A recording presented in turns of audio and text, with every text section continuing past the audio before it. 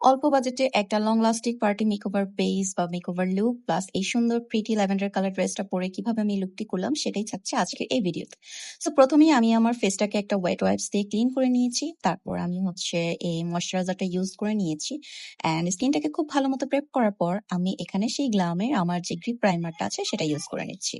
এর ভিতরে আমি আমার আইব্রোজটাকে ড্র করে ডিফাইন করে নিয়েছি। প্রাইমার লাগানোর পর আমি এখানে আমার কারেক্টর দিয়ে চোখের আন্ডার আই যে এরিয়া গুলো আছে সেই ডার্ক স্পট গুলো আছে সেগুলোকে হাইড করে নিয়েছি। লং লাস্টিং বেজের জন্য আজকে আমি ফামি ইউকের একটা ফাউন্ডেশন ইউজ করে নিয়েছি, কারণ আমি যেহেতু একটা পার্টি মেকওভার লুক করছি অ্যান্ড সেটা অনেক লং লাস্টিংও হতে হবে, তাই আমি একটা ফুল কভারেজ ফামি ইউকের ফাউন্ডেশন ইউজ করে নিয়েছি।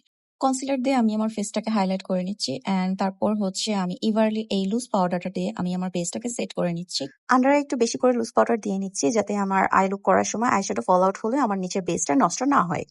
প্রথমে একটা হালকা পিঙ্ক কালার নিয়ে আমি আমার ট্রানজিশন শেডটা দিয়ে নিচ্ছি, দেন তারপর একটা ল্যাভেন্ডার কালার শেড আউটার কর্নারে দিয়ে নিচ্ছি অ্যান্ড এখানে সামনে আমি একটা হালকা ল্যাভেন্ডার কালার শিমারও ইউজ করে নিচ্ছি। দেন আমি এসেন্সের এই মাস্কারাটা দিয়ে নিচ্ছি। W7 এর ব্রঞ্জারটা দিয়ে আমি আমার ফেসটাকে কন্ট্রোল করে নিচ্ছি অ্যান্ড ব্লাশও দিয়ে নিচ্ছি অ্যান্ড ব্লাশটা টেকনিকের, সেটা আর দেখায় নেই কারণ আমার ওইটা এত ইউজ করেছি ভেঙে একদম অবস্থা খারাপ। তারপর আমি আমার চোখের আন্ডার আইয়ের যে কাজটা আছে সেটা শেষ করলাম। তারপর একটু হাইলাইটার লাগিয়ে এখন সেটিং স্প্রে দিয়ে নিচ্ছি। সেটিং স্প্রে দেওয়ার পর এটা একটু শুকিয়ে যাওয়ার পর আমি আমার ফেসটাকে হাইলাইট করে নিচ্ছি অ্যান্ড ব্রাউ বোনটাকেও হাইলাইট করে নিয়েছি। তার পাশাপাশি আমার চোখের ইনার কর্নারটাকেও আমি হাইলাইট করে নিয়েছি অ্যান্ড এই তো একটা নিউড একটা লিপস্টিক আমি ইউজ করে নিয়েছি। ফুল মেকআপ ডান করার পর hair is my final look. I hope তোমাদের আমার এই লুকটা ভালো লেগেছে। যদি ভালো লেগে থাকে তাহলে অবশ্যই কমেন্ট করে জানাবে অ্যান্ড ইনশাআল্লাহ নেক্সট ভিডিওতে আবার সবার সাথে দেখা হয়ে যাবে। আল্লাহ হাফিজ।